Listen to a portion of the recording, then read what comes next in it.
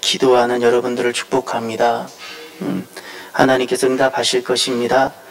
오늘도 분명히 하나님께서 우리에게 오늘 말씀을 통하여 우리에게 응답을 주시는 분들이 계실 겁니다. 사랑하는 성도 여러분, 이런 질문을 드려볼까요? 승리, 무엇이 승리이죠? 여러분은 지금까지 살아오시면서 무엇이 승리라고 여기고 살아오셨는지요? 법으로 해서 이기면 승리라고 여기셨는지요? 누구와 싸워서 이기면 승리라고 여기셨는지요? 내 계획대로 잘 되면 그것을 승리라고 여기고 오셨는지요? 사람은 저마다 다 승리가 있는데 그러나 승리가 다르더라는 사실이에요. 오늘 본문은 빌립보서 이제 마무리가 되는 말씀입니다. 특별히 4장 4절은 빌립보서 전체 주제 말씀입니다. 주 안에서 항상 기뻐하라. 다시 말하노니 기뻐하라. 예. 주님은 우리에게 그냥 낭만적인 쾌락주의가 되라는 뜻으로 기뻐하라고 말씀하셨을까요? 그렇지 않습니다. 그렇지 않습니다. 고통이 많은 이 땅에 그저 사람들 즐겁게 해주는 유머가 많은 유머러스한 사람이 되라는 뜻일까요? 그렇지 않습니다. 그렇지 않습니다. 왜 주님께서는 우리에게 기뻐하라고, 항상 기뻐하라고, 돌아보면 슬픔이 많고 분노할 수밖에 없는 이 땅인데 왜 기뻐하라고 말씀하셨을까요? 오늘 이 빌립보서 말씀을 마무리하면서 주님께서 왜 우리에게 기뻐하라 하시는지, 무엇이 참된 승리인지를 말씀하는데 7절과 9절을 보십시오. 7절과 9절 제가 봉독할 테니까 무엇이 승리인지 하나님께서 말씀하시는 승리가 보여져야 합니다. 그리하면 모든 지각에 뛰어난 하나님의 평강이 그리스도 예수 안에서 너희 마음과 생각을 지키시리라. 너희는 내게 배우고 받고 듣고 본 바를 행하라. 그리하면 평강의 하나님이 너희와 함께 계시리라. 아멘. 아멘. 하나님의 말씀입니다.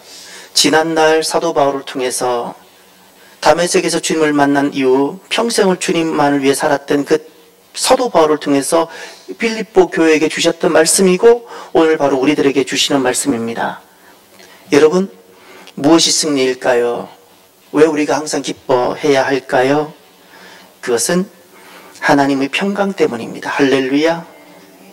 하나님의 평강, 하나님께서 주시는 평강이 있어요. 하나님이 주시는 평강. 무엇이 승리일까요? 세상은 법으로 해서 이길 때 승리라 말해요. 세상은 무력과 폭력을 써서라도 내가 취하면 승리라 여겨요. 그러나 주님은 말씀하세요. 평강이 승리라고 말씀하셔요. 평강이 승리라고. 이제부터 제가 새 단어를 말할 테니까 새 단어의 공통분모를 찾아보십시오. 임마누엘. 오랫동안 그리스도를 그토록 기다렸는데 임마누엘. 주님께서 우리와 함께 하신다는 거죠. 오셨어요. 두 번째, 에베네셀. 주님이 여기까지 나를 도우셨어요. 주님의 도우심. 함께 하신 하나님이 나를 도우세요. 도우시는 하나님. 마라나타. 그 주님을 내가 기다려요. 성경 전체를 향해서 우리가 신앙 고백하는 세 가지, 너무나도 하나님의 그 은혜의 자리에 서서 우리가 고백하는 중요한 신앙 고백 세 가지가 있는데 임마누엘, 에베네셀, 마라나타인데 그 세 가지를 요약하고 공통분모를 뽑아보세요. 무엇인가요? 샬롬입니다. 샬롬이에요. 임마누엘, 에베네셀, 마라나타, 그 세 가지를 모으면 딱 한 단어가 떨어집니다. 그것이 샬롬입니다. 샬롬. 샬롬이라는 것은 그저 인사할 때나 뭐 샬롬 아니면 평강 쉽게 말할 수 있는 단어가 아닙니다. 정말 주님께서 우리에게 주고 싶으신 바로 그것입니다. 샬롬이란 세 가지 의미가 있습니다. 하나님께서 지금 이곳에 계시다. 하나님이 계시다는 증거입니다. 여러분, 하나님이면 다 되지 않습니까? 내 건강에 문제가 있을지라도 실은 이 병이 지금 낫는다고 해결되는 것 아니잖아요. 그렇지 않나요? 건강의 문제이든 재정의 문제이든 자녀의 문제이든 실은 결국 해답은 하나님입니다. 아멘입니까? 그러면 결국에는 진짜 승리는 이 지금 질병이 고쳐지는 것이 아니고 이 재정의 문제가 지금 해결되는 것이 아니라 잊지 마세요. 하나님이 지금 이곳에 계셔야 승리입니다. 이것을 평강이라 부르는 거예요. 또 샬롬이란 무슨 뜻인가? 하나님이 지금 통치하고 다스리신다는 뜻이에요. 임마누엘, 에베네셀, 마라나타의 그 공통분모가 샬롬인데 그 샬롬의 의미는 하나님께서 지금 다 이해할 수 없는 이 상황 중에서도 하나님은 여전히 살아계셔서 통치하고 다스리며 역사하고 계신다는 뜻이에요. 그것이 샬롬이에요. 샬롬. 하나님이 주인 되셔서 이끌어가시면 되는 거잖아요. 되는 거잖아요. 세 번째, 샬롬이란 무엇인가?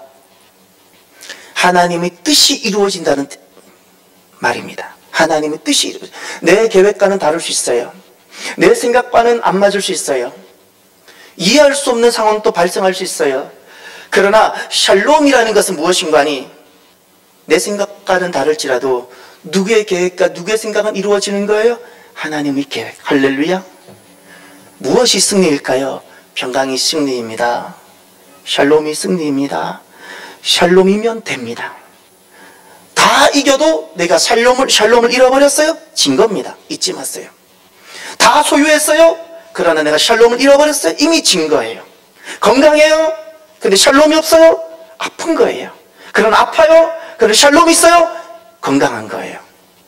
건강한 거예요. 샬롬이면 되는 거예요. 하나님이 계시는 그 자리에는 항상 샬롬이고 정말 승리의 자리는 샬롬입니다. 내 자녀의 해답도 샬롬이면 되는 거예요. 왜죠? 하나님이면 되잖아요. 내 육체의 문제 하나님이면 되는 줄 믿으시기를 바라요. 내 가정과 집안에 아무리 어려운 일이 있어도 하나님이면 된다면 우리의 승리는 샬롬을 잃어버리지 않는 데 있는 줄 믿습니다. 오늘 저와 여러분 우리들 안에 하나님이 주시는 진정한 승리의 증표인 이 샬롬이 가득하기를 바랍니다. 그러면 하나님께서 우리에게 그토록 주고 싶으신 이 평강을 위해서 우리가 네 가지를 기억하시길 바랍니다. 첫 번째, 구원을 위해서 저항하십시오. 저항할 수 있어야 됩니다. 이제 1절을 보세요. 그러므로 나의 사랑하고 사모하는 형제들, 나의 기쁨이요 면류관인 사랑하는 자들아, 다 함께 이와 같이 주 안에 서라. 아멘. 여기 주 안에서라는 것은 주님께서 내게 주신 구원, 주님께서 주신 복음, 주님께서 주신 생명을 말합니다. 다른 말로 말하면 하나님 나라예요. 이것이 주 안에서라는 단어입니다. 하나님 나라, 그리고 생명, 복음, 구원. 그런데 너무나도 중요한 단어, 서라 그랬죠. 이것은 차렷하고 서 있다는 뜻이 아닙니다. 이 서다라는 단어는 경고하고 확고하라는 뜻이고, 서다라는 단어는 단순히 서 있다라는 부동자세를 말하는 것이 아니라 지켜라는 의미입니다. 너무나도 경고히 그리고 확고하게 내가 서서 지켜내야 되는 것이 있어요. 그래서 이 단어를 다르게 표현하면 저항하다는 의미인 거예요. 무엇을 위해서? 하나님 나라를 위해서. 주님께서 내게 주신, 주님께서 죽으시면서 대신 대가를 지불하시고 내게 주신 그 생명, 복음, 구원을 위해서 나는 이 땅에서 저항해야 되는 것이 있어요. 어떤 것을 두고 저항을 해야 되는가? 내가 무엇을 지키기 위해서 저항을 해야 되는가? 이제 지난 시간에 하나님 말씀하셨던 그 세 가지가 있는데 이제 보세요. 3절을 보세요. 우리가 이 부분을 두고 저항하십시오. 이 저항하는 곳에 하나님은 평강을 두셨어요. 3절, 하나님의 성령으로 봉사하며 그리스도 예수로 자랑하고 다 함께 육체를 신뢰하지 아니하는 우리가 곧 할례파라. 아멘. 육체의 확신을 두지 않기 위해서 저항하십시오. 육체는 분명히 우리에게 유익을 줍니다. 재정은 우리에게 유익을 줍니다. 건강은 우리에게 분명히 유익을 줍니다. 자녀가 성적이 좋은 것은 분명히 유익을 줍니다. 그럼에도 불구하고 내 인생의 승리에 대한 확신은 결코 육체에 두지 않으시기를 바랍니다. 육체에 두지 않기를 위해서 내가 저항하는 거예요. 않기를 위해서. 분명히 내게 유익한 것은 맞지만 내가 단 한 가지, 무엇을 위해서 내가 무엇 때문에 이것을 저항하는가? 7절을 보세요. 그러나 무엇이든지 내게 유익하던 것, 이게 육체에 대한 것이었거든요. 유익했어요. 그런데 내가 그리스도를 위하여 다해로 여길 뿐더러 또한 모든 것을 해로 여김은 내 주 그리스도 예수를 아는 지식이 가장 고상하기 때문이라. 아멘. 그리스도를 얻기 위해서, 또 예수 그리스도를 아는 지식이 가장 고상하기 때문에. 이것은 무슨 말인가요? 주님께서 내게 주시고자 하시는 것이 있어요. 할렐루야. 주님께서 내게 주시는 바가 있고 주님의 계획과 뜻이 있어요. 내 계획은 틀어질지라도 누구의 지식과 누구의 계획은 이루어져야 돼요? 하나님. 그래서 육체에 확신을 두지 않기 위해서 그리스도를 알아가고 주님께서 행하시고자 하시는 그 바가 이루어지기를 위해서 내가 육체의 확신을 두지 않기 위해서 저항하는 거예요. 이거 목사님 저도 마찬가지예요. 우리가 육을 가지고 있기 때문에 마귀는 반드시 첫 번째 우리를 걸고 넘어지는 것이 육의 문제입니다. 잊지 마세요. 그 마귀가 예수님께도 똑같이 유혹하고 시험했는데 첫 번째가 먹는 거였어요. 육의 문제였어요. 근데 육이 힘들어지는 문제를 가지고 시험을 해요. 또 무엇을 지키기 위해서 저항해야 되는가? 11절을 보세요. 어떻게 해서든지 죽은 자 가운데서 부활에 이르려 하노니. 아멘. 이 부활이라는 것이 구원이요 장차 하나님의 나라요 생명이라 그랬죠. 그런데 사도 바울을 보세요. 어떻게 해서든지예요. 어떻게 해서든지 부활에 이르기 위해서 그는 저항을 해요. 날마다 자기 자신을 십자가에 내몰고 죽여요. 어떻게 해서든지 부활에 이르기 위해서 저항해요. 자, 저랑 같이 따라해 볼까요? 어떻게 해서든지. 다시, 어떻게 해서든지 부활에 이르기 위해 날마다 싸우겠습니다. 예. 아멘. 어떻게 해서든지. 때로는 아플 수도 있어요. 아팠어라도 내가 부활에만 이룰 수 있고 하나님이 약속하신 그 영원한 아버지 나라에만 이룰 수 있다면 우리가 어떻게 해서든지 싸워서 지켜내고 이길 수 있어야 되는 거예요. 또 하나, 무엇을 지키기 위해서 싸우고 저항해야 되는가? 20절을 보세요. 그러나 우리의 시민권은 하늘에 있는지라 거기로부터 구원하는 자 곧 주 예수 그리스도를 기다리노니. 아멘. 주님을 기다리기 위해서 저항하는 거예요. 주님을 기다린다는 것은 구원입니다. 구원. 예. 구원의 완성. 예. 그 구원의 완성의 결과가 하나님의 나라예요. 그 하나님 나라를 내가 이 땅에서 기다리기 위해서 저항하는 거예요. 왜냐하면 이 육은, 세상은 하나님의 나라와는 전혀 반대되는, 하나님께 소망을 두지 않을 때 세상을 붙잡게 되는 거거든요. 어떻게든 세상을 붙잡게 만들어요. 세상을. 제가 쑥대머리가 뭔지 잘 몰랐어요. 여러분 혹시 쑥대머리가 뭔지 아세요? 예. 이제 여러분, 이제 제가 그림을 그려드릴 테니까 생각해 보세요. 자, 감옥에 갇혀 있어요. 목에 칼을 썼어요. 자, 목에 칼을 썼으니 목욕을 제대로 할 수 있어요? 세수를 제대로 할 수 있겠어요? 지금은 그나마 남자든 여자든 머리가 짧지만 과거에는 남자도 머리가 길었잖아요. 여자도 머리가 길잖아요. 자, 목에 칼을 썼어요. 갇혀 있어요. 행동이 부자유스러워요. 칼을 쓰고 누울 수 있었겠어요? 뭘 했겠어요? 얼마나 힘들고 이 좁은 이 경추 7개가 얼마나 힘들었겠어요? 아마 다 목 디스크 걸렸을 것 같아요. 제가 생각해보면.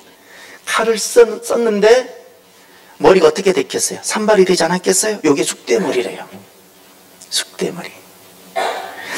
제가 자주 춘향이 이야기해서 너무 죄송한데요. 또 춘향이 이야기를 할래요. 왜냐하면 제가 그래요. 제가 부족한 것이 있을지라도 춘향이보다는 나은 목사가 되고 싶어서 그래요. 춘향이는 내려올지 안 내려올지 모르는 그 한 남자를 결국 쑥대머리가 되면서까지도 그는 기다렸잖아요. 지켜냈잖아요. 본인은 싸웠잖아요. 예. 그 한 번을 두고 싸웠잖아요. 우리들도 주님을 자꾸 잊어버리는 순간들, 그것이 너무 많은 것 같아요. 자꾸 주님을 잊어버려요. 주님을 잊어버려요? 방황이에요. 내가 마지막을 잃어버려요? 나는 모든 것이 헛된 것이 되는 거예요. 저와 여러분들이 쑥대머리가 된 춘향이보다는 좀 더 나았으면 좋겠어요.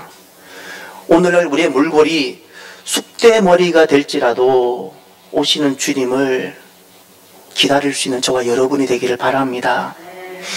독일 교회 전에 제가 한번 말씀을 드렸지요. 2차 세계대전 때 독일 교회가 두 개로 나누어졌어요. 참 아픈 역사인데 왜 우리가 독일 교회를 이야기해야 되는 거 아니? 독일 교회는 개혁교회의 뿌리가 됩니다. 너무나도 중요합니다. 독일 교회 자체가 개혁교회의 뿌리나 마찬가지예요. 저는 지금도 질문을 해요. 히틀러 앞에 섰던 수많은 그리스도인들이 있었을 텐데 질문을 한다는 거예요. 저는 너무나도 많은 그리스도인들이 히틀러의 총칼에 앞잡이가 됐던 거예요. 수많은 목사들이. 저는 그래서 그들에게 질문을 하는 거예요. 예. 그리고 우리 자신에게 질문을 던져보는 거예요. 이건 아주 심각하고 중요한 거예요. 독일 교회가 독일 제국교회와 독일 고백교회로 나눠졌다는 사실을 기억하십시다. 독일 제국교회는 지금은 우리가 세월이 지났기 때문에 그들에게 돌도 던져보고 왜 교회가 그렇게 했냐라고 말을 할지 모르겠지만 그 당시 독일 제국교회는 자기 나름대로 신학적 해석을 가지고 히틀러가 펼치는 그 정치를 구원으로 여겼어요. 너무 살기 힘드니까. 전쟁 1차 세계대전 결과 그 전쟁 배상을 해야 되는 게 너무 힘드니까 우리 좀 살려달라는 거예요. 그래서 히틀러가 펼치는 그 정치를 구원으로 여겼어요. 그래서 독일 제국교회가 됩니다.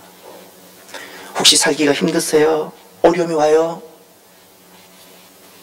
그때 한 번 더 주님을 기다렸으면 좋겠어요.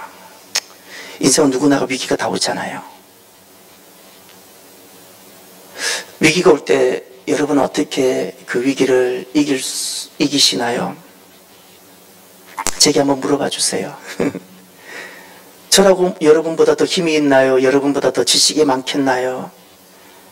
제게 어떤 위기가 오면 저는 0점을 딱 조정하고 한 자리로 딱 돌아갑니다. 그것은 내가 주님을 만나는 그 날이에요. 그 자리로 딱 돌아가요. 그 자리로 돌아가면 저를 격동시켰던 많은 것들이 있을 수 있잖아요. 인간이기 때문에 저를 분노하게 했던 어떤 것도 있을 수 있잖아요.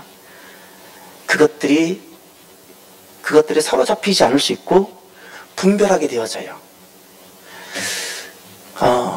독일 고백교회는 어리석어서 그 길 갔나요? 다 어려움을 겪었잖아요. 그리고 별로 많은 사람들이 그 길 안 갔잖아요. 독일 고백교회는 딱 한 가지만을 두고 걸어갔어요. 주님만이 구원이시다는 거예요. 잊지 마세요. 주님만이 구원이시다는 이거 한 가지만 끝까지 지키고 이것만이 붙잡았던 사람들이에요.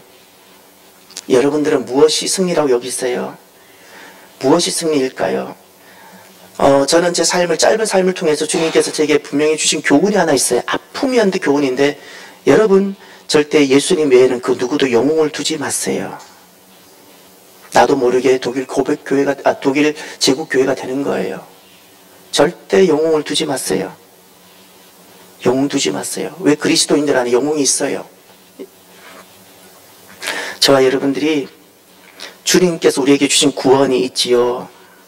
그 구원을 지키고 하나님께서 내게 주시고 또 내가 그곳에 하나님 나라를 위해서 저항하시기를 바랍니다. 그곳에 하나님이 평강을 두셨습니다. 두 번째, 하나님의 평강, 그것이 곧 승리인데, 이 하나님의 평강을 위해서 우리가 두 번째 해야 될 오늘 말씀이 무엇일까요? 하나님의 가족을 어떻게든 이루십시오. 예. 하나님의 가족됨을 어떻게든 이루십시오. 이제 2절과 3절을 보세요. 내가 유오디아를 권하고 순두개를 권하노니 주 안에서 같은 마음을 품으라.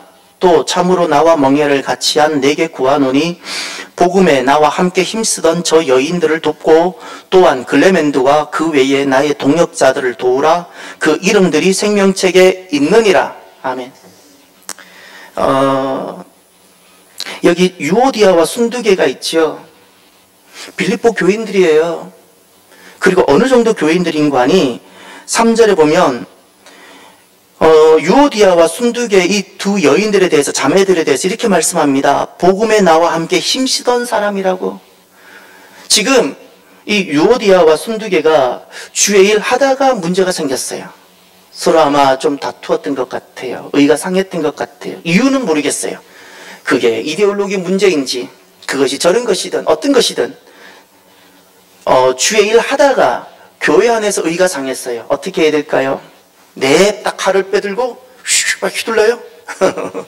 이제 잘 보세요. 칼을 휘둘러서 내 뜻대로 된다고 승리가 아니라는 사실을 저와 여러분들이 믿는다면 이제 하나님의 말씀을 들으십시오. 주님께서 이렇게 말씀하셨어요. 두 가지를 말씀하셨어요. 같은 마음을 품으라 그랬죠. 예, 같은 마음. 또 그 다음 3절에 보세요. 동사가 있어요. 돕다라는 동사가 두 번 나오죠. 도와라. 저들을 도와라. 그리고 주의 동역자들을 도우라. 예. 여러분, 적당하게 떨어져 사는 것은 쉬운데 함께 교회를 이루고 가족을 이루는 것은 어려워요.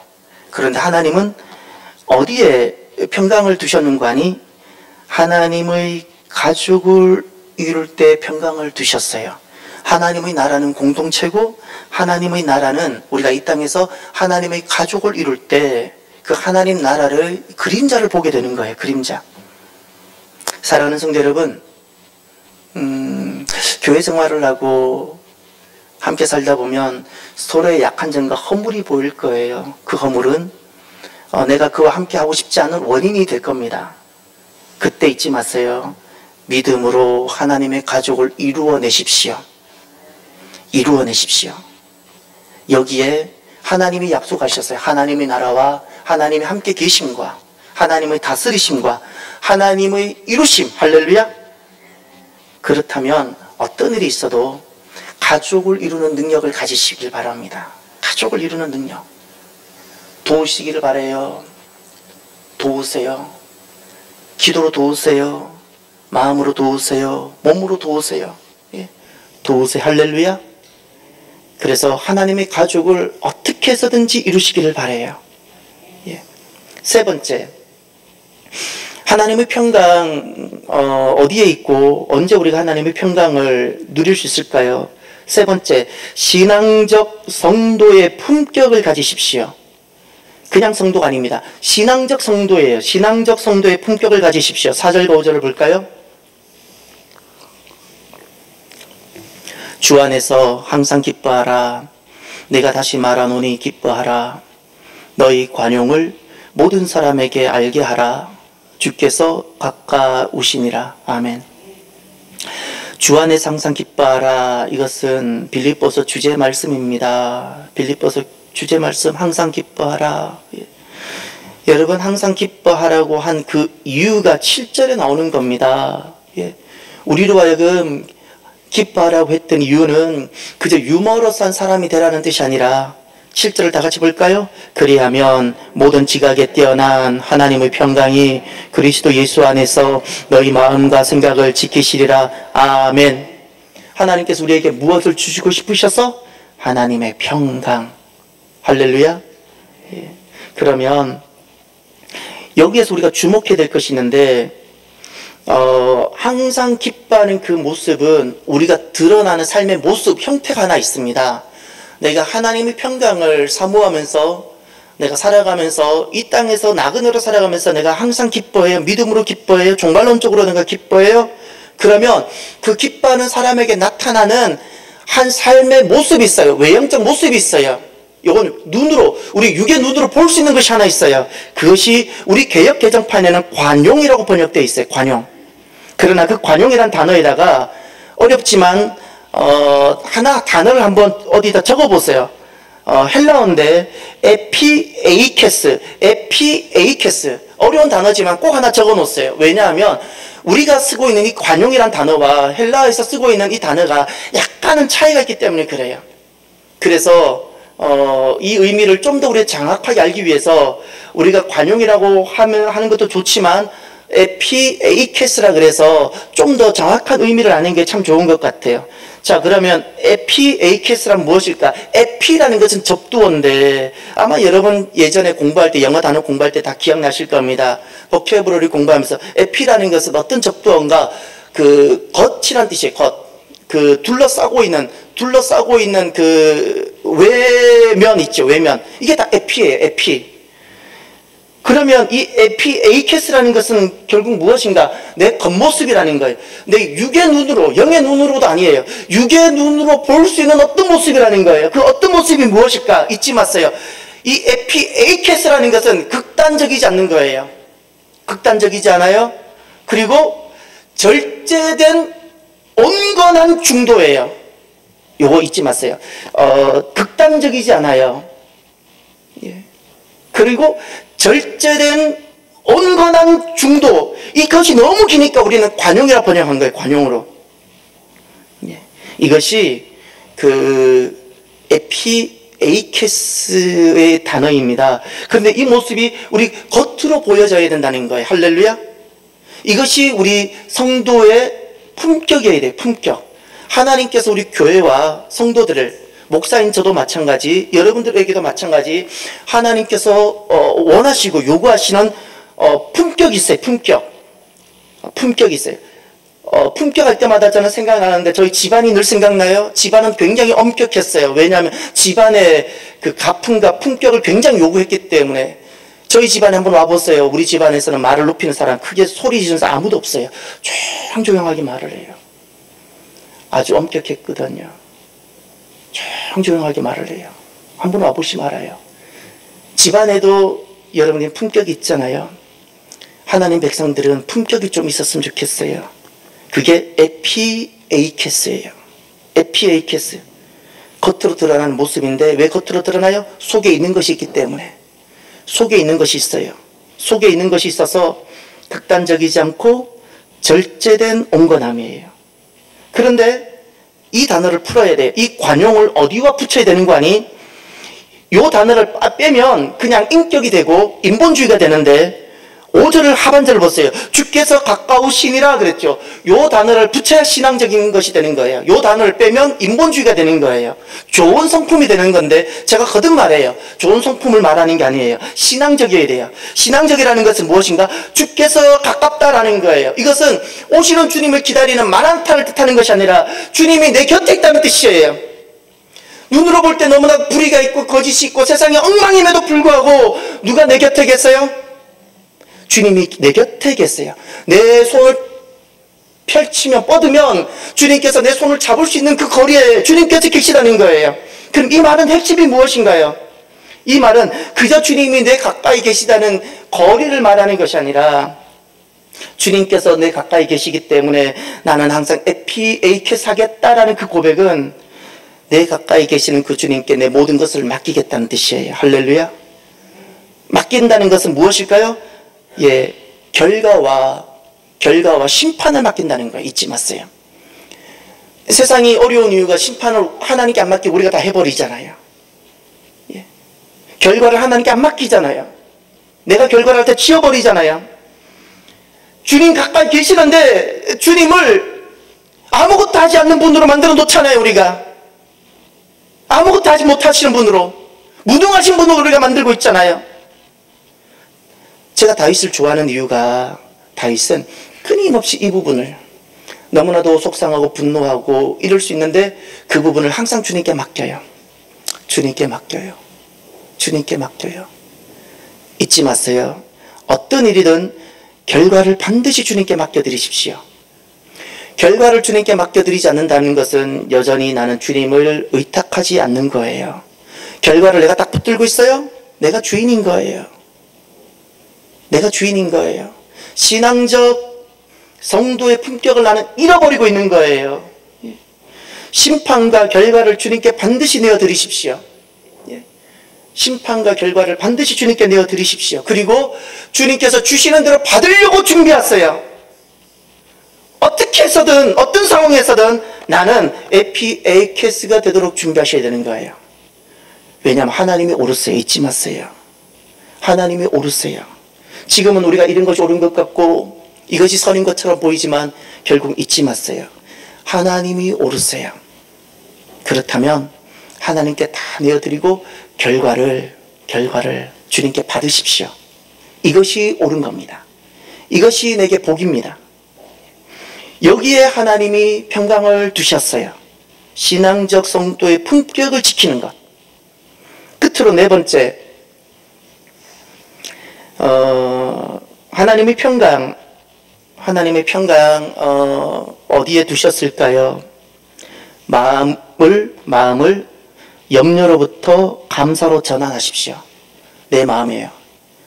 내 마음이 전쟁터인데, 영적 전쟁은 항상 내 마음에서 일어나는데 이 마음을 모든 염려로부터 감사로 전환시키십시오. 이제 6절과 7절을 보십시오. 아무것도 염려하지 말고 다만 모든 일에 기도와 간구로 너희 구할 것을 감사함으로 하나님께 아뢰라. 그리하면 모든 지각에 뛰어난 하나님의 평강이 그리스도 예수 안에서 너희 마음과 생각을 지키시리라. 아멘. 아멘. 예. 6절에는 두 가지를 말합니다. 어떤 것도 염려하지 말라는 거예요. 이 염려라는 것은 단순히 염려만이 아닙니다. 염려, 근심, 불안, 초조, 모든 어둠에 해당되는 모든 거예요. 어떤 것들. 예. 거기 사로잡히지 말라는 거예요. 그리고 그 염려를 어떻게 바꿔야 되는 거 아니? 그것이 기도가 되어져야 되는데, 다만 모든 일에 염려가 아니라 어떻게? 기도와 간구로 그랬죠. 그런데 그 기도는 어떤 기도해야 돼요? 감사. 할렐루야. 지금 내게 염려가 있는데 내가 하나님의 평강이 임해요. 하나님의 평강이 임한 증거는 무엇인가요? 감사입니다. 감사입니다. 저와 여러분들은 감사가 있는지요? 세상은 결과를 보고 감사를 해요. 우리는 하나님을 믿고 하나님 때문에 먼저 감사하는 사람이에요. 우리는 눈앞에 염려가 있어요. 눈앞에 근심될 만한 것이 있어요. 그럼에도 불구하고 이 염려를 어떻게 바꿔요? 기도로 바꿔가고, 그리고 그 자리에 결국 감사로 고백하게 하는 사람들이에요. 할렐루야. 그러니 그때 하나님은 우리에게 평강을 맛보게 하세요. 평강을. 특별히 하나님은 어떤 분이신지 여러분 꼭 보셔야 돼요. 7절을 보세요. 이 말씀이 이해가 되시나요? 그리하면 모든 지각에 뛰어난 하나님의 평강. 하나님 어떤 분이라고요? 모든 지각에 뛰어나신 분 그랬어요. 이 지각이란 무엇일까요? 인간의 이성, 인간의 생각, 인간의 과학, 사람이 할 수 있는 모든 것을 말하는 거예요. 그것에 뛰어나다는 것을 초월한다는 거예요. 사람의 생각과 사람의 방법에 하나님은 매이지 않습니다. 믿습니까? 사람의 이성과 과학에 하나님은 매이지 않습니다. 하나님의 역사는 우리의 이성과 과학에 매이지 아니하고 하나님의 계획대로 모든 것을 이루어 갔어요. 우리가 내 눈앞에 염려가 있어요. 내 눈앞에 혹시 분노가 있을 수 있어요. 내 눈앞에 눈물이 있을 수 있어요. 그런데 이것을 주님 앞에 나와 기도하고 이 염려를 근심으로 바꿔가요. 그러면 하나님은 이렇게 역사하시는 분이 있어요. 내 생각으로는 도무지 더 이상 방법이 없는데, 과학으로도 더 이상 해답이 없는데, 하나님은 과학도 줄 수 없는 해답의 방법을 가지고 홍해 바다에 있었을 때 어떤 과학도 모세에게 답을 주질 못했는데 하나님은 과학이 설명할 수 없는 홍해 바닷길을 모세에게 보여주셨던 것처럼 모든 인간의 지각에 초월한 하나님의 방법으로 역사하세요. 이것이 하나님이세요. 저는 이 하나님을 오늘도 여러분들이 경험하고 누리게 되시길 바랍니다. 할렐루야. 7절 하반절을 보세요. 우리가 마음을 염려로부터 감사로 전환할 때 어떤 일이 일어나는가? 먼저 7절에서는 하나님은 우리의 모든 지각에 뛰어난 방법으로, 하나님의 방법으로 평강을 주신다고 말씀하셨죠. 너무나도 중요한 교훈의 말씀 하나 있습니다. 그리스도 예수 안에서 너희 마음과 생각을 지키시리라. 아멘. 주어가 제가 주어를 일부러 읽지 않았어요. 무엇이? 하나님의 평강. 요약하면 평강이에요. 샬롬이 무엇을 지켜요? 마음. 여러분, 우리의 마음은 다른 것으로 절대 지켜내질 못합니다. 건강이 내 마음을 지켜내질 못합니다. 재물이 내 마음을 지켜내질 못합니다. 자녀가 잘 되는 것 때문에 내 마음이 지켜내질 못합니다. 무엇이 내 마음을 지킬 수 있어요? 평강, 샬롬이에요. 할렐루야. 샬롬만이 내 마음을 지키는 거예요. 하나님만이 나를 지키는 거예요. 우리의 마음은 하나님만 지킬 수 있음을 확신하십시오.